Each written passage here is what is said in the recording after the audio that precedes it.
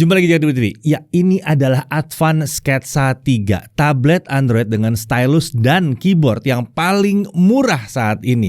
Gak hanya itu, kemampuan ditawarkan juga terhitung menarik untuk kelas harganya tentunya ya. SoC-nya octa-core kencang, Unisoc T606, RAM udah 6GB, storage 128GB, layar 10,1 inci HD IPS, support 4G bahkan dual SIM, dan masih banyak hal menarik lainnya. Yang lebih mengherankan adalah harganya yang lebih murah dibandingkan pendahulunya ya. Yang satu ini saat launching tidak sampai 2 juta rupiah.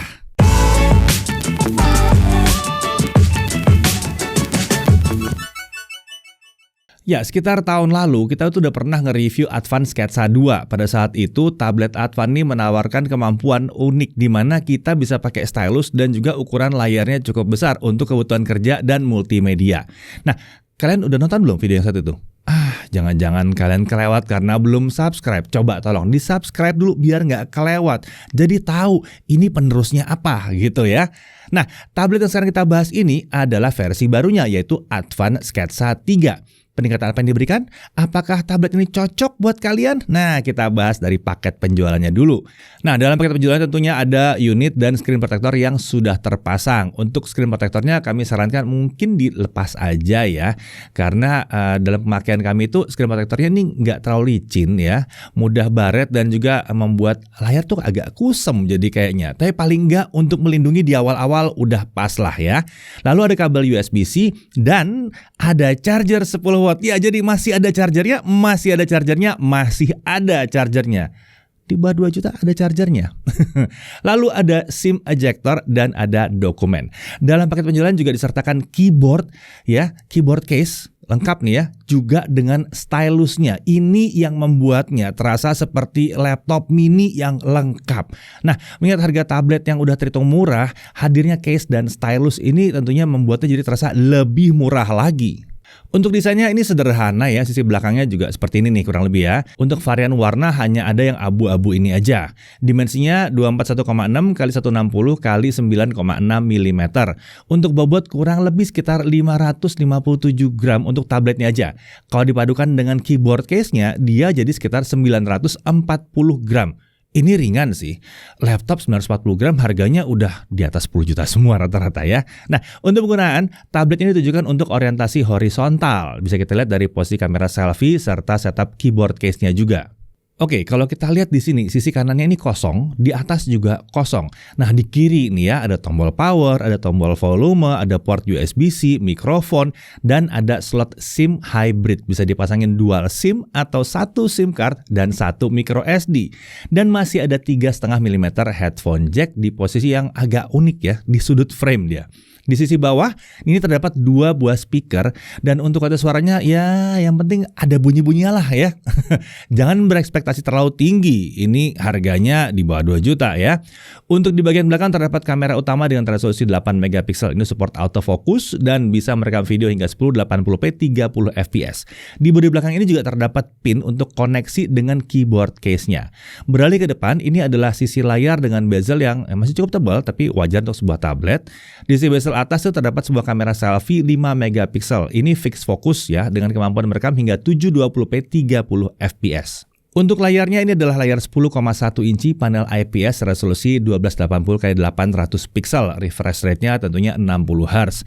Dari segi color gamut, hasil pengukuran kami itu kurang lebih seperti ini ya. Untuk gamut coverage-nya ada di 78,1% sRGB dengan volume di 78,2% sRGB. Ya memang kalau seperti ini warna konten di layar nggak yang cemerlang kayak AMOLED. Tapi ya sudahlah ya, harganya segini. Untuk baca buku, nonton video, layarnya ya cukup-cukup aja ya. Nggak sampai membuat sakit mata ya atau yang pucat-pucat banget gitu. Nggak juga kok. Dari segi kecerahan layar, maksimum brightness yang kami dapatkan ada di kisaran 290 nits. Ini cukup terang untuk indoor, tapi untuk penggunaan di outdoor ini agak kurang ya. Nah, untuk spek internalnya, SoC-nya adalah Unisoc T606, 12 nanometer, dan ini adalah prosesor octa-core yang konfigurasinya dia pakai 2 core Cortex A75 1,61 GHz dan ada 6 core Cortex A55 1,61 GHz. Mengingat versi sebelumnya menggunakan Unisoc T310 yang hanya quad-core, peningkatan SoC-nya ini sangat-sangat signifikan.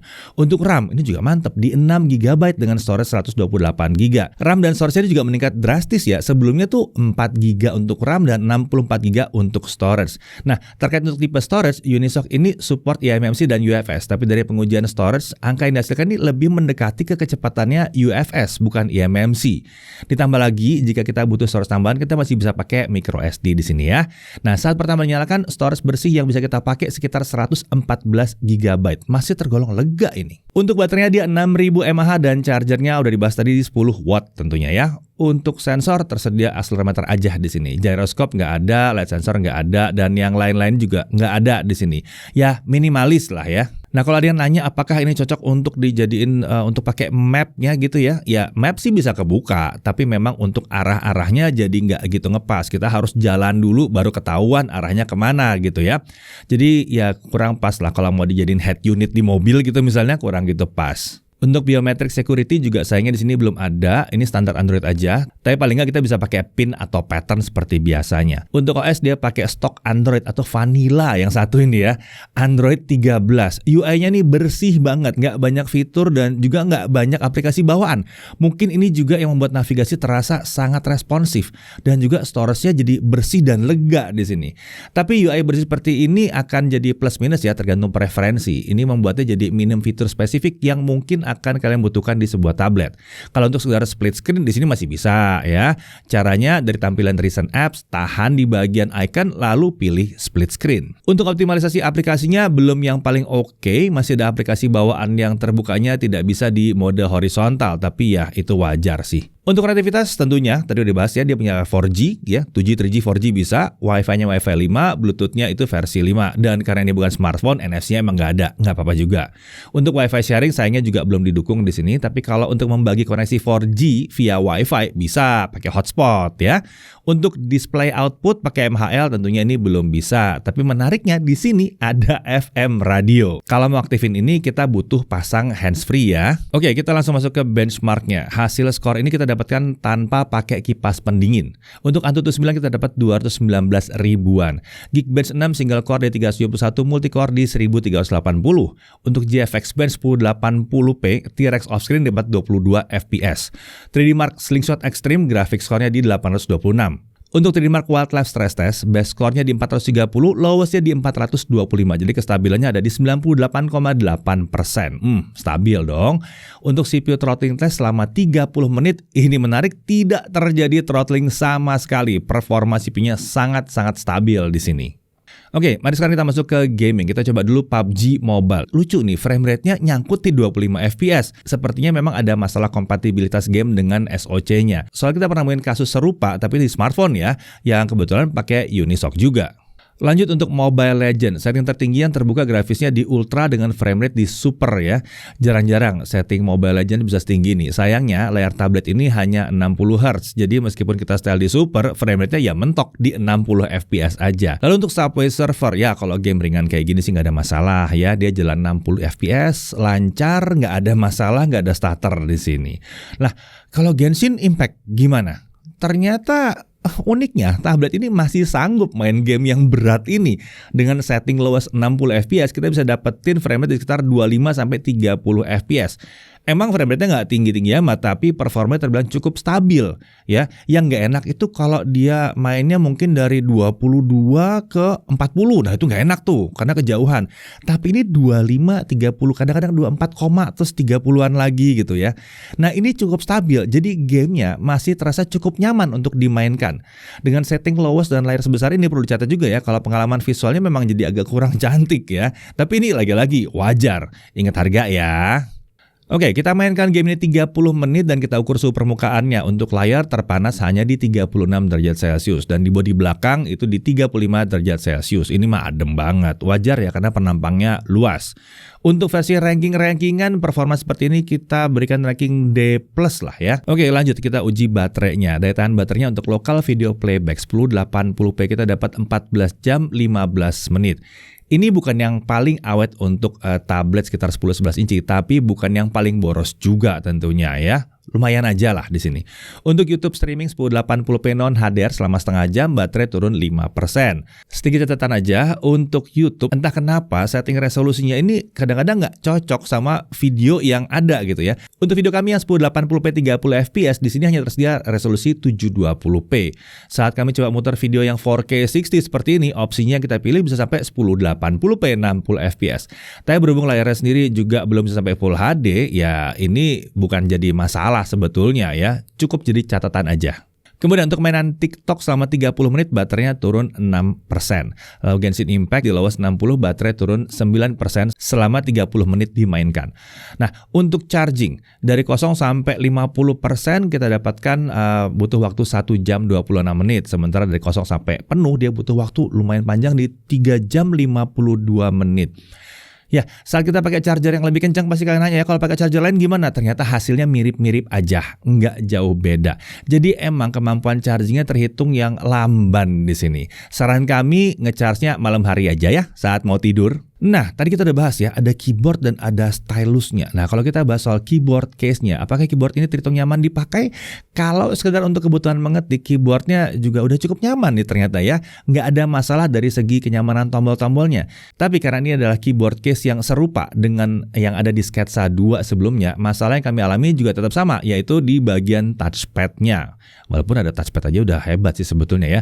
Nah, saat mengetik tangan kita akan sering nyentuh touchpad-nya kalau belum terbiasa. Jadi, kalau kita mau ngetik yang serius untuk waktu yang lama dan belum terbiasa, mungkin ada baiknya touchpad-nya kita matikan aja.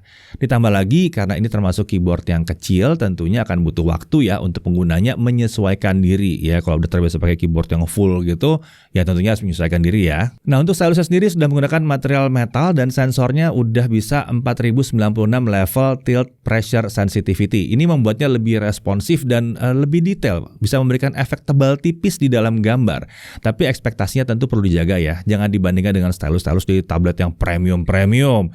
Ini udah lumayan oke lah untuk kelas harganya. Dapat stylusnya udah syukur sih sebetulnya. Oh ya, by the way kalau kita lihat harganya dari stylus pen ini sendiri, di e-commerce sih kelihatan harganya 600 ribuan ya. Ini kayaknya jadinya tabletnya harganya terasa murah banget jadinya ya. Nah, yang agak kurang nyaman saat dipakai adalah tidak adanya tempat untuk naruh stylus ini baik di tablet maupun di case-nya. Jadi stylus ini masih harus dibawa layaknya kita bawa pulpen biasa. Oke, sekarang kita masuk ke pengujian kamera, tapi seperti biasa bareng sama Chris ya. Oke, ini adalah contoh video dari kamera selfie-nya Advance Sketsa 3. Ini resolusi maksimumnya di 720p 30fps ya teman-teman. Hasilnya kurang lebih seperti ini. Dan suara yang kalian dengar sekarang itu juga suara langsung dari mikrofon tabletnya. Ini saya nggak pakai mikrofon eksternal di sini. Suaranya kurang lebih seperti ini. Gimana menurut kalian? Kalau menurut saya sih untuk kualitas kamera selfie-nya ini mengingatkan saya pada webcam laptop tahun 2018-2019 gitu sih. Cuman untuk standar tablet Android terjangkau pun ini saya berharap lebih sih sebetulnya untuk kualitasnya. Soalnya hasil video ini direkam dengan lighting yang proper ya, pakai lighting studio. Kalau misalnya lightingnya kita matiin hasilnya seperti ini. Nah ini contoh video kalau lighting studionya saya matikan hasilnya seperti ini. Terlihat ya, ini videonya sudah mulai kurang mulus. Dia mengalami frame drop atau frame rate turun menjadi di bawah 30 fps. Buat kalian yang penasaran kalau kita pakai tablet ini untuk video call, apakah bisa gonta-ganti background? Jawabannya bisa ya teman-teman. Jadi ini saya cobain pakai Google Meet dan seperti kalian lihat ini kita bisa gonta-ganti backgroundnya. Mau pakai yang blur bisa, mau pakai yang gambar juga bisa. Oke, kalau yang ini adalah contoh video dari kameranya Advance Sketsa 3. Hasilnya seperti ini. Kalau yang kamera utamanya ini bisa merekam di 1080p 30fps. Kualitasnya juga jelas lebih baik ketimbang kamera selfie-nya. Dan menariknya kalau di kamera utamanya ini masih ada fitur autofocus. Jadi kalau misal kalian butuh autofocus, tinggal pakai kamera utamanya aja. Ini saya cobain autofocus dulu.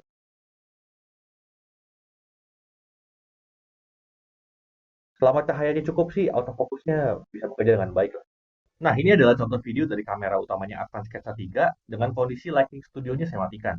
Pakai lampu di atas saja. Dan hasilnya seperti ini. Dan sama ya, Jelas ini masih lebih baik ketimbang kamera selfie-nya. Kualitasnya tuh masih bisa terjaga kalau pakai kamera utamanya. Kalau urusan frame rate di sini jauh lebih baik ketimbang kamera selfie-nya juga ya.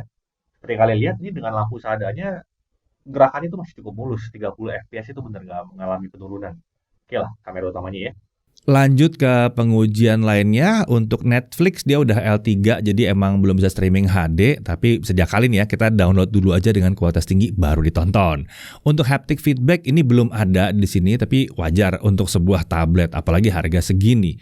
Nah, apakah bisa pakai Microsoft Office? Nah, biasanya mereka yang taunya tuh hanya pakai MS Office aja nih yang nanya nih kayak begini nih. Ya tentu bisa kan Android itu punya Microsoft Office. Walaupun emang nggak selengkap kalau kita pakai laptop Windows. Tapi ingat kan harga tabletnya ya, seberapa ya?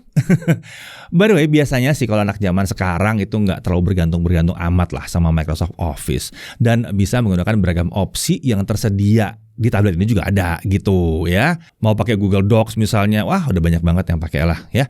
Nah, ini pasti banyak yang nanya karena pasti banyak tertarik untuk ngasih ini ke anaknya. Kalau orang tua mau ngasih ke anak, apakah ada parental control? Tentunya ada. Ini tabletnya tablet Android lengkap dengan Google Services. Jadi ada Google Play Store dan ada Family Link di sini. Family Link ini membuat anak kecil pun bisa menggunakan akun resmi mereka sendiri. Tentunya dibuatkan oleh orang tuanya ya. Dan orang tua jadi bisa memantau kegiatan mereka di tablet ini. Mau membatasi berapa lamanya pakai tiap hari? Bisa. Aplikasi apa yang dipakai bisa dicek semua. Mau dibatasi bisa, mau dilepas bisa. Bahkan itu semua bisa dikendalikan dari jarak jauh. Oke, untuk harganya ya saat launching harganya ada di 1.999.000 dengan harga normalnya di kisaran 2.399.000.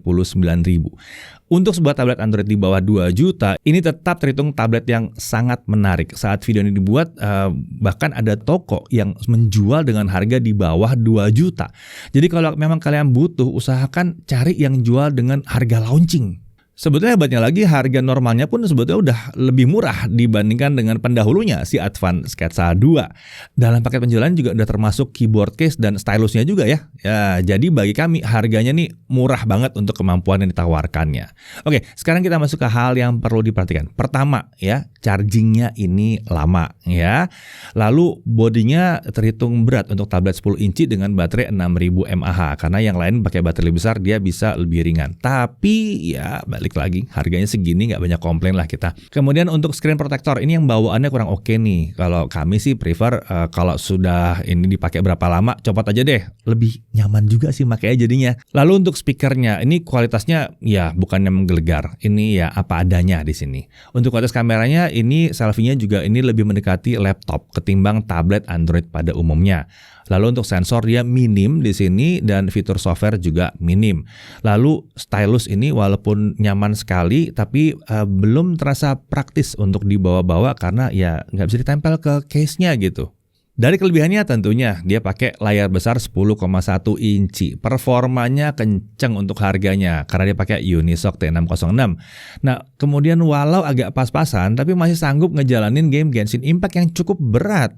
Dan kemudian suhunya itu terbilang dingin di sini walaupun game berat dijalankan. UI-nya wah ini bersih banget dari bloatware. Bersih dari bloatware. Iklan nggak ada di sini, nggak ada ya. RAM dan storage-nya untuk harganya juga tergolong besar. Storage-nya ini kami lihat ini sepertinya UFS ya, jadi kecepatan baca dan tulisnya lebih kencang daripada eMMC. Lalu masih ada slot microSD juga, support konektivitas 4G, bahkan support dual SIM, ada stylusnya. Paket penjualan juga ada support keyboard, case dan stylus, jadi membuatnya praktis siap dipakai untuk kerja.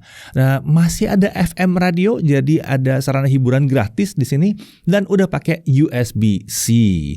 Oke, pertanyaannya, tablet ini untuk siapa? Ya, kalau ada yang butuh semacam laptop murah untuk kebutuhan umum seperti ngetik, browsing, sosmed, mudah dibawa-bawa dan harus ringan, tablet ini memenuhi persyaratan ya karena bobotnya di bawah 1 kg. Untuk yang cari laptop kedua mungkin atau komputer kedua untuk dibawa-bawa kemana-mana, ini juga cocok. Mobilitasnya kan mudah ya. Untuk mereka yang butuh mencatat dengan stylus, ini juga cocok banget. Untuk yang mau belajar menggambar pakai tablet, ini juga cocok. Nggak perlu buang dana banyak kan? Dan untuk orang tua yang membelikan anaknya sebuah sebuah perangkat untuk belajar yang ini cukup lengkap, bahkan ada stylus dan keyboardnya. Sedikit fakta menarik, tim kami itu ada loh yang pernah kerjanya itu pakai tablet Advance Sketsa 2 untuk tahun lalu. Jadi kita sudah membuktikan sendiri kalau tablet ini bisa dipakai untuk kerja. Overall, untuk di kelas harganya akan sangat sulit menemukan pesaing si Advance Sketsa 3 ini. Kelengkapannya luar biasa, keyboard, stylusnya udah ada, Google-nya juga lengkap full di sini. Ini udah mantep banget. Apalagi peningkatan-peningkatan ini datang dengan harga yang lebih terjangkau dari pendahulunya. Saya Didi Irfan, Jagat Ibu TV.